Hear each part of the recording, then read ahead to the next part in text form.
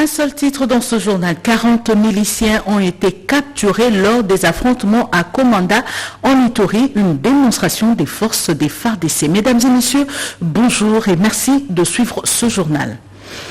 Une délégation des ambassadeurs de l'Union européenne a rencontré hier le président de l'Assemblée nationale, Christophe Mbosso. 3 sujets ont été évoqués lors de leurs échanges, à savoir le dialogue politique, la désignation des futurs animateurs de la Commission électorale nationale indépendante et l'organisation des élections dans le délai constitutionnel. La délégation de l'Union européenne était conduite à l'Assemblée nationale par Jean-Marc Chantillier. Reportage Sylvie Moembo. Désignation des membres du bureau de la centrale électorale, une question qui touche la communauté tant nationale qu'internationale. Qui succédera à Corneille Nangaa? Qu'est-ce qui est à la base du retard de cet oiseau rare à la tête de cette institution d'appui à la démocratie? Une délégation d'ambassadeurs de l'Union européenne avec à leur tête l'ambassadeur Jean-Marc Chantillier a rencontré le président de l'Assemblée nationale, Christophe Mbosso Diapwanga. Le président de l'Assemblée nationale nous a expliqué un petit peu toutes les discussions qu'il y avait pour la composition et la mise en place du nouveau bureau et de la nouvelle CENI. Et nous avons bien sûr pris note avec intérêt de tous les sujets dont il nous parlait. Nous sommes dans un dialogue politique, ce que je disais tout à l'heure, avec la République démocratique du Congo, qui est prévu dans le cadre de nos accords internationaux, de la convention, de l'accord de Cotonou. Et puis nous avons donc ces discussions régulières. Nous respectons totalement la souveraineté de la République démocratique du Congo et nous sommes soucieux que les élections se tiennent dans les délais prévus par la Constitution congolaise. Et donc nous sommes disposés à accompagner la République démocratique du Congo si elle le demande pour la préparation et l'organisation de ces élections, en respectant totalement la Constitution de la République démocratique du Congo. Très attentif, le speaker de la Chambre basse du Parlement a expliqué à ses hôtes les soucis qui animent le chef de l'État Félix Antoine Tshisekedi Tshilombo et l'Assemblée nationale, celui de respecter le délai constitutionnel et organiser les élections en 2023. C'est tout le sens des 72 heures accordées de nouveau aux confessions religieuses pour donner au pays les noms qui sont attendus d'elle. Toujours en rapport avec la désignation des animateurs de la Commission électorale nationale indépendante, l'ambassadeur des États-Unis en RDC, Mike Hammer, a rencontré les différents leaders des confessions religieuses concernés par cette désignation. Kinanga Moussachi. Les chefs des confessions religieuses ont reçu ce jeudi 30 septembre 2021 l'ambassadeur américain en République démocratique du Congo, Mike Hammer, au siège de la Commission d'intégrité et médiation électorale. Pour l'ambassadeur américain, sa venue au siège de la CIME se justifie par le souci de bien s'informer sur les matières essentielles pour la démocratie et la politique congolaise. La position des États-Unis est bien claire. On voudrait qu'il y aura une élection crédible, libre et transparent en 2023, d'accord avec la Constitution congolaise.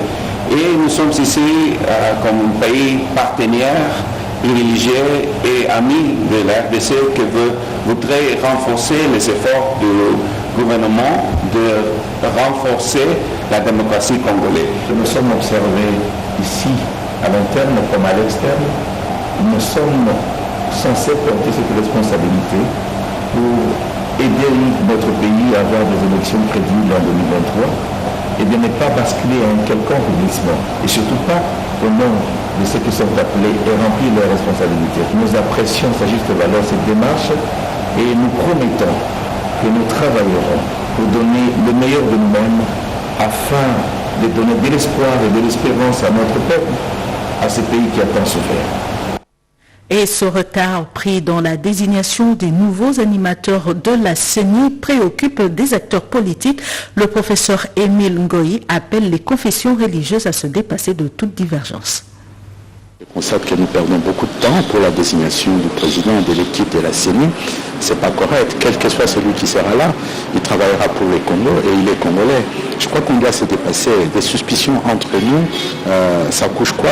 Il n'y aura pas, même les saints-pères, vous l'amenez ici, qui prennent la tête, il y aura ceux qui vont prendre la tangente aussi par rapport à lui. Nous devons devenir au fur et à mesure une société de consensus. Je sais que la question du président de la CENI fait penser dans l'esprit que c'est lui qui va déclarer les candidats vainqueurs. Et donc, comme c'est lui qui va le faire, il faut celui dont on est assuré que lui peut déclarer notre candidat présumé, n'est-ce pas? Je pense que en tant que Congolais, lorsque la nation vous choisit pour vous donner une telle responsabilité, vous ne vous appartenez plus à vous-même, ni à votre famille, ni à votre clan, ni à votre région. Vous appartenez à une cause qui est la cause de la République démocratique du Congo. Et je pense que les représentants du peuple qui sont au Parlement pourront s'assumer aussi. Les chefs de l'État ne pourraient être que l'ultime recours. 27 millions de Congolais souffrent de l'insécurité alimentaire, c'est l'affirmation du directeur pays de FAO lors de sa rencontre avec le président du Sénat, occasion pour lui de solliciter l'augmentation du budget pour accompagner le secteur agricole en RDC. Sandra Nyangui. L'augmentation du budget loué au secteur agricole demeure une urgence au regard de la précarité alimentaire qui a élu domicile en République démocratique du Congo dans certaines contrées. Une vision partagée par le président du Sénat et le représentant pays de l'Organisation des Nations Unies pour l'alimentation et l'agriculture FAO qui se sont rencontrés. Aristide Ongone Obane est venu plaider auprès de Modeste Bahati Lukwebo en faveur du relèvement du crédit destiné à ce secteur pour le budget de l'exercice 2022. L'augmentation de l'enveloppe de l'agriculture s'avère urgente car les statistiques sont alarmantes. La FAO recommande notamment l'adhésion du Parlement de la RDC à l'Alliance des parlementaires de la CEAC. Le financement du secteur agricole. C'est un financement qui est très important parce qu'aujourd'hui, en RDC, nous sommes à peu près à 27 millions de personnes qui sont en insécurité alimentaire. C'est un chiffre beaucoup trop élevé qui est pratiquement inacceptable. Donc il faut absolument qu'il y ait des politiques, qu'il y ait des cadres, mais qu'il y ait surtout un financement conséquent pour accompagner ce secteur. Et en tant que parlementaire, nous savons le rôle que le Sénat et l'Assemblée nationale jouent quand il faut mettre en place la loi des finances. Quand j'avais rencontré le président de l'Assemblée nationale, je viens de faire la même chose, lui demander d'agir en faveur du secteur de l'agriculture et de la sécurité alimentaire dans la loi des finances. La démarche de la FAO est saluée par le speaker de la Chambre haute du Parlement. Modeste Bahati Lukwebo suggère la création des banques agricoles avant de promettre l'implication de sa Chambre pour l'augmentation du crédit alloué à l'agriculture pour appuyer la vision du chef de l'État de diversifier l'économie congolaise en mettant un accent particulier sur l'agriculture. Réforme de la police nationale congolaise. Où en sommes-nous 10 ans après? Le vice-premier ministre, ministre de l'Intérieur, Daniel Asselo, a tenu hier une réunion d'évaluation. José Baïtombo. Des avancées significatives ont été enregistrées au sein de la police nationale congolaise depuis la mise en place du processus de la réforme avec de réalisations marquantes, la professionnalisation de la police avec la formation de plus de 3000 policiers. Le vice-premier ministre, ministre de l'Intérieur et Sécurité, Daniel Asselo Kitowakoy, a effectué une descente au secrétariat exécutif du comité de suivi de la réforme de la police pour en évaluer l'efficacité. Au cours de la réunion qu'il a tenue avec les membres de ce comité et le partenaire, quelques contraintes ont été relevées, notamment la non-application de certains tests réglementaires comme le statut des agents de carrière de la police, des agents de carrière de la police ainsi que les mauvaises conditions de vie et de travail, le sous-équipement de policiers en matériel sans être exhaustif. Le vice-premier ministre, ministre de l'Intérieur, qui a pris l'engagement à sa prise de fonction de professionnaliser la police afin d'affronter de nombreux défis sécuritaires, a pris la mesure des urgences. Il prendra de dispositions qui s'imposent pour atteindre tous les objectifs assignés au processus de réforme. Pour cela, Daniel Asselo Kitowakoy attend la participation de tous. La relance de la réforme de la police est primordiale pour accroître la confiance de la population envers les forces de sécurité, a-t-il martelé. La traque des groupes armés porte ses fruits en Ituri. Une quarantaine de miliciens ont été capturés par les forces loyalistes à Makayanga et Komanda en territoire d'Irumu. C'était après des affrontements qui ont occasionné un déplacement massif de la population. Reportage du lieutenant-général Luboya Kashamadjoni, gouverneur et commandant des opérations militaires en Ituri, que le commissaire provincial de la police nationale Ituri, le général Ngoï Séguin, a effectué une mission d'évaluation de la situation sécuritaire à Komanda, à plus ou moins 75 km au sud de Bounia. Sur place, le commissaire provincial a appelé la population à bannir la psychose pendant cette période où les ennemis de la paix distillent les messages de la haine tribale avec objectif de déstabiliser la région. Le calme est revenu.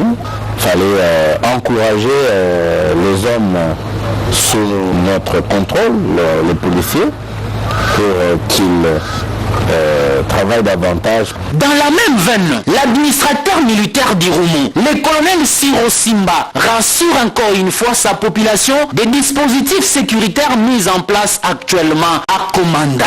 S'il voit des forces qui entrent de temps à autre, c'est pour assurer sa sécurité.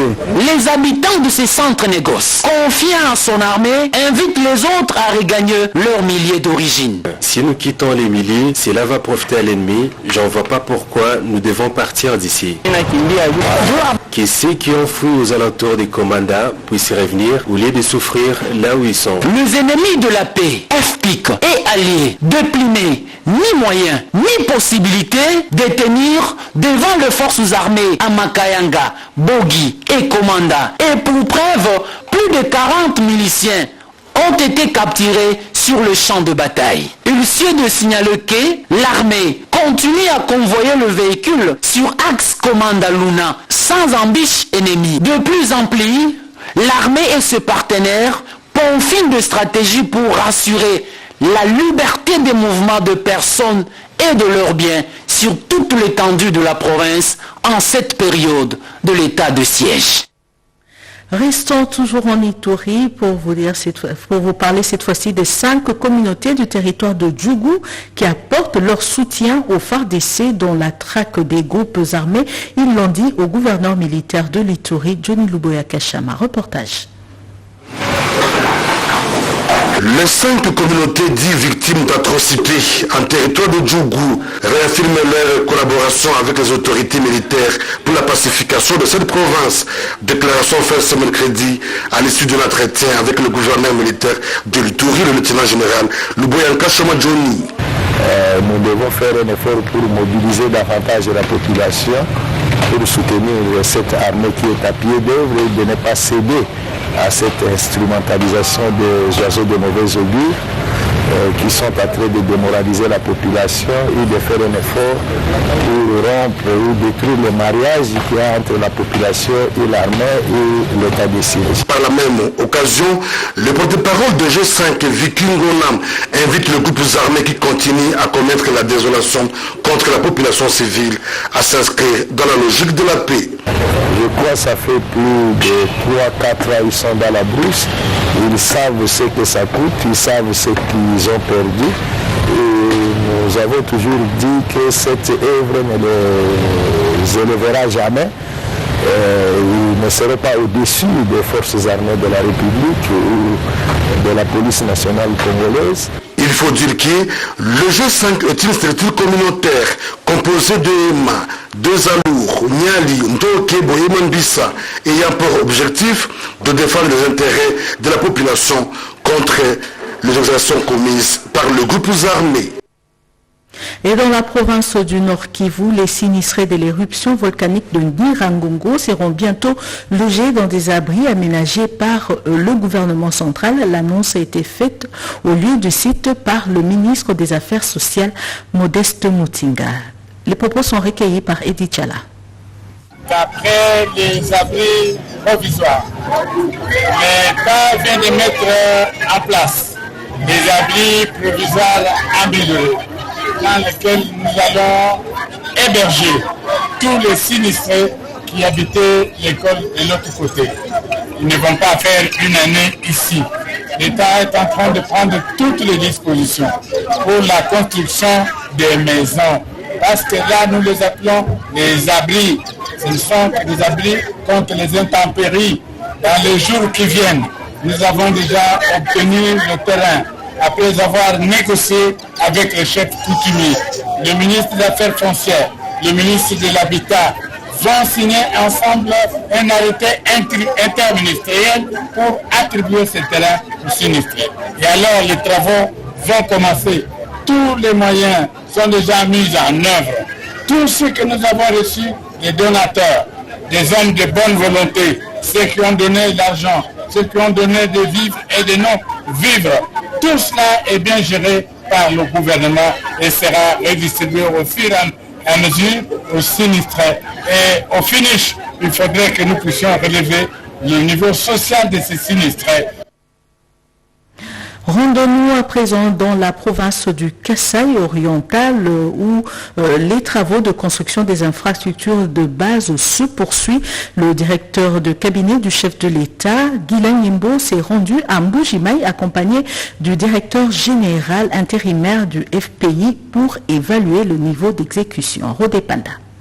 La province du Kasaï oriental vit au rythme de travaux de construction des infrastructures de base dans le cadre du programme du chef de l'État sur la réduction de la pauvreté, travaux financés par le Fonds de promotion de l'industrie FPI. Le directeur de cabinet du chef de l'État, Guilain Yimbo, accompagné du directeur général AI, Jean-Claude Kalenga Makonga, avec Madame la gouverneure AI du Kasaï oriental, Jeannette Longa Moussamba, ont effectué une descente sur les lieux où se réalisent les travaux afin de s'enquérir du niveau d'avancement de ces travaux, notamment la construction, la modernisation, la réhabilitation des infrastructures scolaires et hospitalière.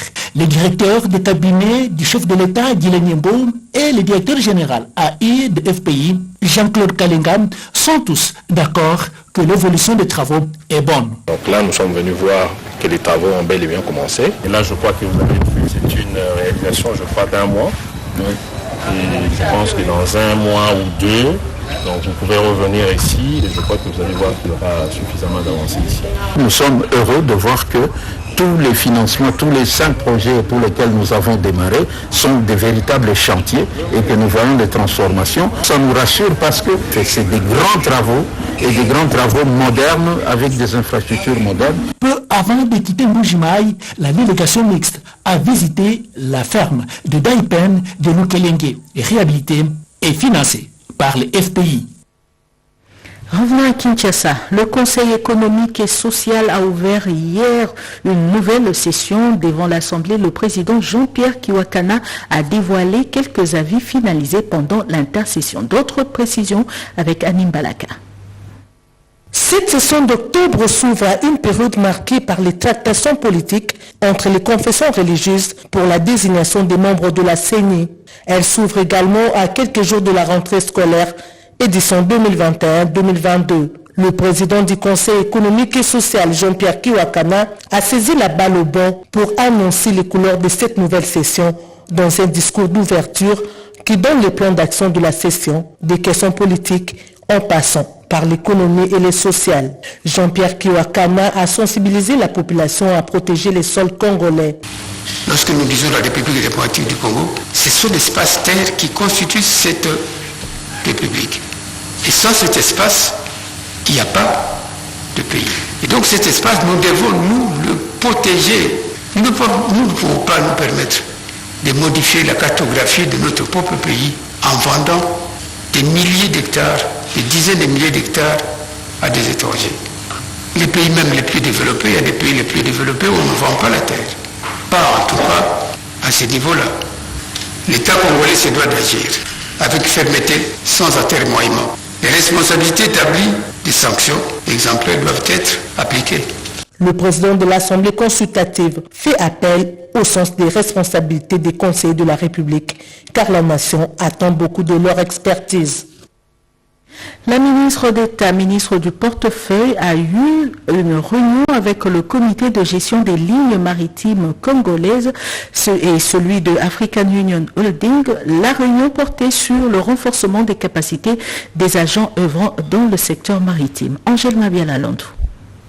Le port MGT désigne le terminal à conteneurs et à marchandises diverses sur le fleuve Congo à Matadi. Entrée en exploitation initiale la mi-juin 2016 avec un poste à quai et la livraison complète de l'ouvrage incorporant le deuxième poste à quai pour une longueur de quai totale de 350 km. Le port MGT a une capacité de manutention de 175 conteneurs par an avec un terminal de 10 hectares incorporant un parc d'entreposage de 6 hectares. Son comité de gestion a besoin du soutien de la ministre d'État en charge du portefeuille pour une meilleure performance. MGT a investi énormément en termes de logistique et a permis au niveau de la classification internationale d'améliorer le classement de la RDC dans la performance logistique. Et qu'est-ce que vous attendez de la ministre du portefeuille ? Le ministère du portefeuille est un partenaire important pour tous les ports en RDC et le ministère du portefeuille depuis le début a fortement soutenu ce projet et continue à soutenir les projets de développement permettant de contribuer à l'évolution et à l'amélioration de la vie en RDC. Aux opérateurs économiques, le directeur général de MGT attend une franche collaboration pour contribuer au développement de la République démocratique du Congo. Participation des jeunes dans la culture, la transformation et la consommation locale du café. C'est sur ce thème que le monde a célébré hier, 1er octobre, la journée du café à Kinshasa. Cette célébration a été marquée par le lancement de la nouvelle usine du café. Le ministre de l'Agriculture s'est adressé à la population. Ce vendredi, 1er jour du mois d'octobre, le monde célèbre la journée mondiale du café sous le thème « Participation des jeunes dans la culture, la transformation et la consommation locale du café ». À peine que nous venons de clôturer les états généraux de l'agriculture, jamais tenus depuis plusieurs décennies, à peine nous venons de lancer la torréfaction du café à l'ONAPAC Kingabwa, dans la province-ville de Kinshasa, que notre jeunesse est appelée à consommer local, c'est-à-dire le café congolais. Son Excellence, le Premier ministre chef du gouvernement, procédera au lancement de cette campagne de consommation de café local et notre ministère, le ministère de l'Agriculture, avec ce partenaire, procédera à l'ouverture des bars à café à travers le pays, partant de la ville de Kinshasa. Nous lançons donc cet appel solennel à consommer le café congolais dans nos bars, installés désormais dans les institutions publiques, dans nos écoles, dans nos universités. Très chers compatriotes, nul n'ignore la place qu'a occupé le café avant les années 1980, deuxième poumon économique du pays après la Gécamine, avec une production allant jusqu'à 120 000 tonnes par an, aujourd'hui à 15 000 tonnes seulement. Ainsi donc, mobilisons-nous, consommons le café congolais et le Congo reprendra sa place, sinon la première place au monde. Les experts du secteur de l'agriculture se sont réunis à Kinshasa. C'était pour élaborer le document de politique nationale durable. Bertrand Congolais pour d'autres détails. Réunion du comité de pilotage du projet de gestion durable de l'agriculture a permis aux experts des ministères de l'agriculture et de l'aménagement du territoire ainsi que du Fonds national RED+, et de l'Organisation des Nations Unies pour l'alimentation et l'agriculture d'élaborer un document de politique nationale agricole durable. Ce document a pour objet d'assurer la contribution à l'atteinte de l'effet escompté dans le plan d'investissement RED+. Il s'agit essentiellement du respect des investissements agricole et de la forêt, de l'amélioration des moyens d'existence des populations rurales, voire des personnes vulnérables et marginalisées. Le représentant de la FAO, Aristide Ongone Obame, a remercié le ministre de l'Agriculture pour son leadership. En fait, il a permis aux participants de rédiger ces documents importants pour le secteur de l'agriculture. Le représentant du ministère de l'Agriculture, le professeur Apollinaire Boloko, a remercié aussi les bailleurs de fonds, dont la FAO et le FONARED, pour leur appui financier dans la mise en œuvre du projet de gestion durable de l'agriculture et ceux qui ont facilité la mise en œuvre des réformes sectorielles sur la politique agricole durable. Cette dernière est le résultat majeur du projet de gestion durable de l'agriculture lancé depuis le 30 juillet 2019. C'était un reportage de Blandine Wavinganamboyo. 23 ans déjà depuis la création du MLC, Mouvement de Libération du Congo, son président national Jean-Pierre Bemba Ngombo a tenu un meeting pour célébrer cet anniversaire. Lopez Kakuba. C'est dans la liesse que le mouvement de libération du Congo MLC a célébré les 23 ans de son existence. Un anniversaire qui représente aux yeux du président national Jean-Pierre Bemba un événement de taille. Le leader du MLC a signifié qu'il faut mettre le peuple congolais dans les bonnes conditions d'existence. Nous nous sommes levés pour mettre en place un ordre politique nouveau qui ramène une paix durable dans notre pays. La paix est une priorité pour tous. Pour relancer l'économie, pour réussir notre développement et replacer le Congo dans le concert des grandes nations, pour assurer nos voisins.